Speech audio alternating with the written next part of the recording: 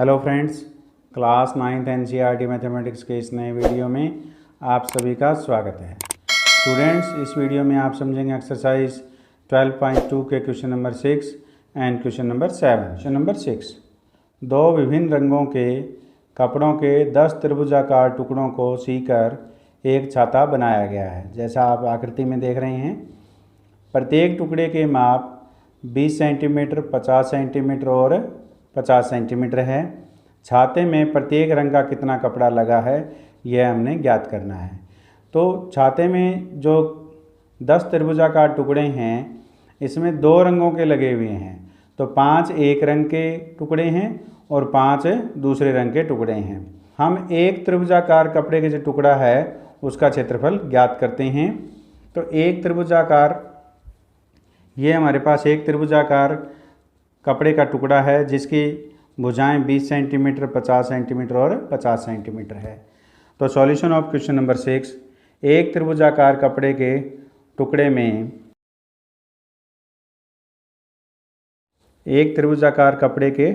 में हम A मान लेते हैं। माना A बराबर 20 सेंटीमीटर है। माना A बराबर 20 सेंटीमीटर, B बराबर 50 सेंटीमीटर और C बराबर भी 50 सेंटीमीटर है। हम इस त्रिभुजाकार कपड़े के टुकड़े का क्षेत्रफल हीरो के सूत्र का प्रयोग करके ज्ञात करते हैं। तो उसके लिए हम सबसे पहले S का मान ज्ञात करेंगे। तो S बराबर होता है A plus B plus C divide by 2। तो A का मान है हमारे पास 20 सेंटीमीटर, B का मान 50 सेंटीमीटर और C का मान भी 50 सेंटीमीटर है, डिवाइड बाई 2। तो ये हमारे पास आ गया 20 और 50 70, 70 और 50 120। तो 120 को 2 से भाग करेंगे तो ये 60 पे कट गया। तो हमारे पास S का मान आ गया 60 सेंटीमीटर। ये एक त्रिभुजाकार कपड़े का टुकड़ा है। अब हीरो का सूत्र प्रयोग करके इस टुकड़े का क्षेत्रफल ज्ञात करते हैं। एक त्रिभुजाकार कपड़े के टुकड़े का क्षेत्रफल, तो हीरो का सूत्र होता है वर्गमूल S minus A, S minus B, S minus C। तो S और A, B, C के जो मान हैं वो हम इस सूत्र में रख देते हैं। तो बराबर वर्गमूल S का मान हमारे पास कितना है, 60 सेंटीमीटर है। तो 60, तो S माइनस A, तो 60 माइनस A का मान 20 है। फिर हमारे पास 60, B का मान 50 है, माइनस 50, और फिर C का मान है हमारे पास 50। तो 60 माइनस 50 बराबर 60। 60 में से 20 घटाए हमारे पास 40 आ गया। 60 में से 50 घटाएंगे 10 आ गया, और 60 में से 50 घटाएंगे ये भी 10 आ गया। अब हम इसके 60 के गुणनखंड करते हैं। तो 6 गुणा में 10 करेंगे हम इसका, और 40 के 4 गुणा में 10 और 10 गुणा में 10 पहले है। अब ये देखिए 10 का एक जोड़ा ये बन गया और 10 का एक जोड़ा ये बन गया। तो 10 के 2 जोड़े हैं, तो दोनों में से एक एक 10 वर्गमूल से बाहर आ गया। तो 10 गुणा में 10, और 4 का वर्गमूल 2 होता है और वर्गमूल 6 एज इट इज़ रहेगा। तो ये 10 गुणा में 10, 100 को 2 से गुणा करेंगे 200 वर्गमूल 6 सेंटीमीटर स्क्वायर।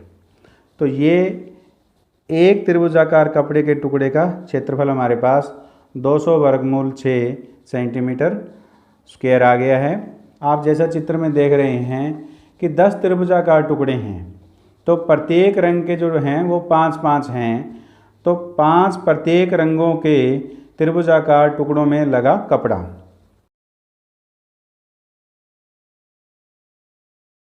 5 प्रत्येक रंगों के त्रिभुजाकार टुकड़ों में लगा कपड़ा। तो देखिए कुल हमारे पास 10 त्रिभुजाकार टुकड़े हैं। एक रंग के 5 हैं और दूसरे रंग के भी 5 त्रिभुजाकार टुकड़े हैं।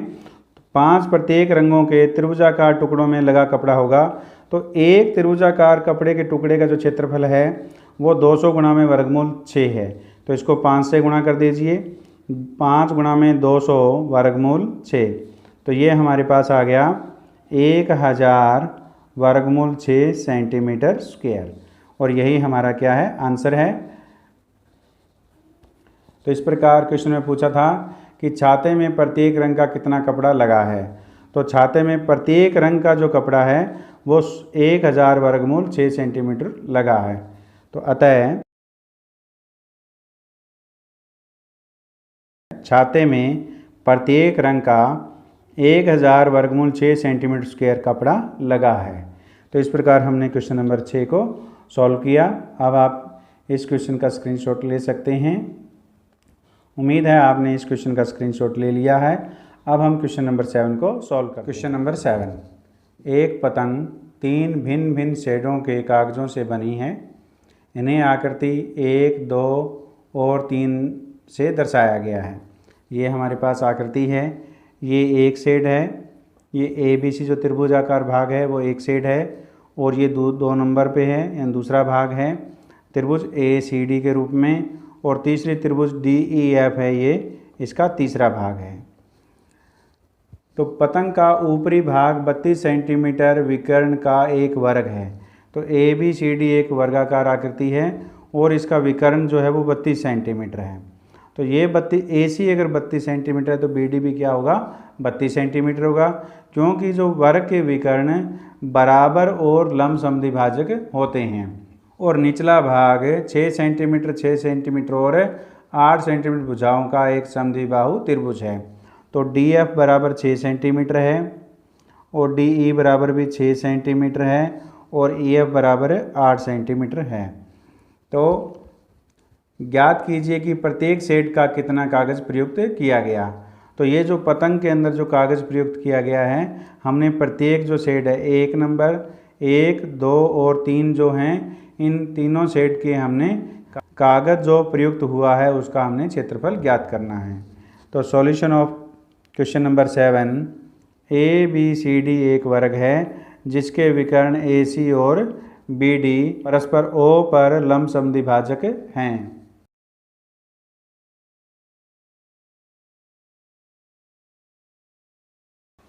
ABCD एक वर्ग है जिसके विकर्ण AC और BD परस्पर O पर लंब समद्विभाजक है। ये O पर दोनों विकर्ण लंब समद्विभाजक हैं। और AC बराबर है BD, AC बराबर BD है, क्योंकि वर्ग के जो विकर्ण हैं वो बराबर होते हैं। तो हमारे पास वर्ग के विकर्ण की जो लंबाई है वो 32 सेंटीमीटर दी हुई है। अब वर्ग के विकर्ण बराबर और लंब समद्विभाजक होते हैं। अब हम BO की लंबाई निकालते हैं। तो BO बराबर है हाफ ऑफ BD, BO बराबर है हाफ ऑफ BD, और BD किसके बराबर है, 32 सेंटीमीटर के। तो 1/2 इंटू 32, ये 2 से कट गया किस पे, 16 पे। तो BO का जो मान आ गया वो कितना आ गया, 16 सेंटीमीटर, यानी 16 सेंटीमीटर आ गया। अब हम त्रिभुजाकार भाग 1 में लगे कागज़ का क्षेत्रफल ज्ञात करते हैं।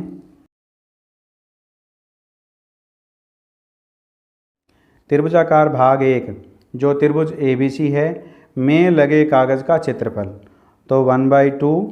तो इसमें ये क्या है, विकर्ण क्या है, लंब समद्विभाजक हैं, यानी जो O है वो कोण 90 डिग्री का है। तो इस प्रकार हमारे पास आधार हो गया त्रिभुज ABC का AC, और इसकी ऊंचाई जो है वो कितनी है, BO। तो 1/2 आधार गुना में ऊंचाई होता है त्रिभुज का क्षेत्रफल, उस सूत्र का हम प्रयोग कर रहे हैं। तो 1/2 AC, तो AC का मान कितना है, 32 सेंटीमीटर, और BO का मान हमने ज्ञात किया है 16 सेंटीमीटर है। 16 2 से कट गया 8 पे, तो 8 को 32 से हम गुणा करें, कितना है, 8 दूनी 16, हासिल 1, 8 3 24 और 1 25 सेंटीमीटर स्क्वायर। तो इस प्रकार त्रिभुजाकार भाग 1 में लगे कागज़ का क्षेत्रफल है वो 256 सेंटीमीटर स्क्वायर है।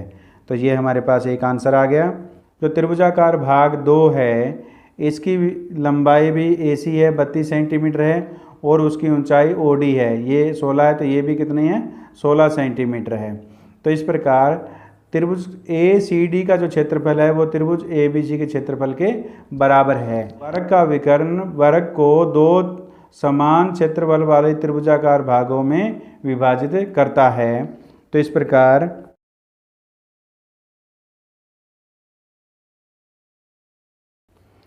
त्रिभुजाकार भाग 2 जो त्रिभुज ACD के आकार का है में लगे कागज का क्षेत्रफल बराबर है भाग 1 में लगे कागज का क्षेत्रफल।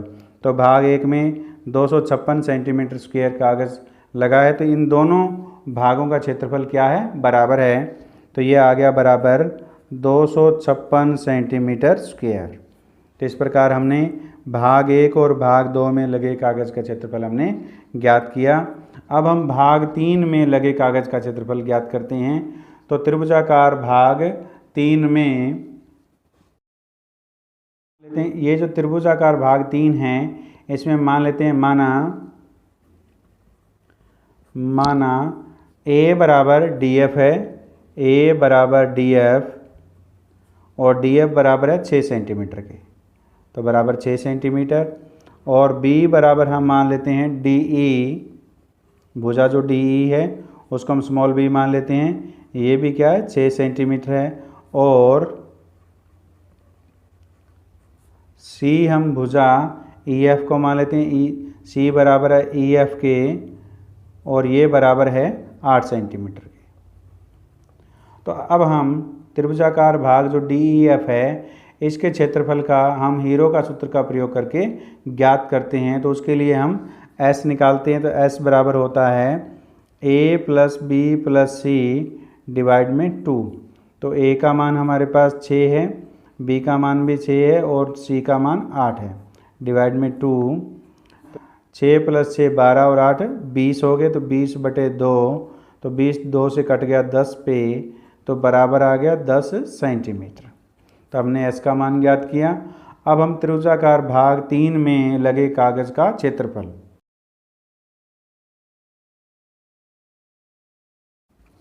त्रिभुजाकार भाग 3 जो त्रिभुज DEF है में लगे कागज का क्षेत्रफल बराबर है, हीरो का हम सूत्र का प्रयोग कर रहे हैं। तो हीरो का सूत्र होता है वर्गमूल S minus A S minus B S minus C। तो S और ABC के मान हम इस सूत्र में रख देते हैं।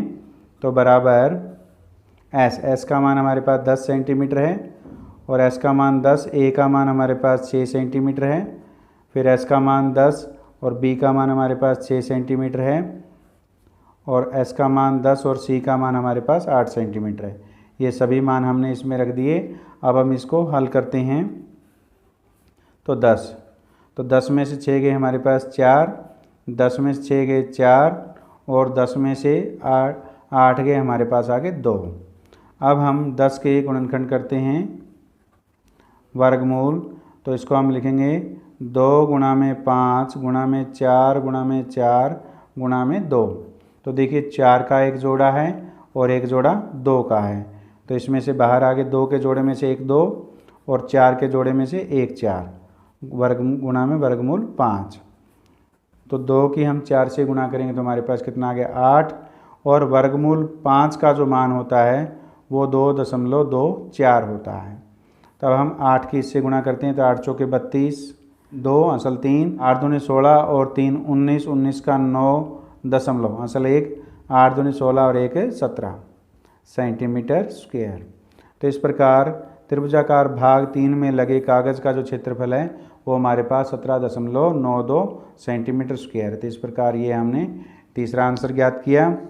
यहाँ पर हमने त्रिभुजाकार भाग 1 में लगे कागज का क्षेत्रफल 256 सेंटीमीटर स्क्वायर है और यहाँ पे त्रिभुजाकार भाग 2 में लगे कागज का क्षेत्रफल 256 सेंटीमीटर स्क्वायर है, ये हमने ज्ञात किया। और ये हमने त्रिभुजाकार भाग 3 में लगे कागज का क्षेत्रफल 17.92 सेंटीमीटर स्क्वायर है वह हमने ज्ञात किया।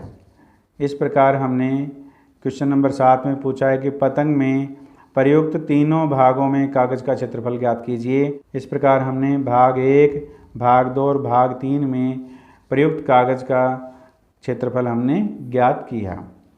अब आप क्वेश्चन नंबर 7 का स्क्रीनशॉट ले सकते हैं। उम्मीद है आपने इस क्वेश्चन का स्क्रीनशॉट ले लिया है। मैं अनिल आयतान उम्मीद करता हूं कि इस वीडियो में समझाए गए question number 6 and question number 7 आपको समझ में आए हैं।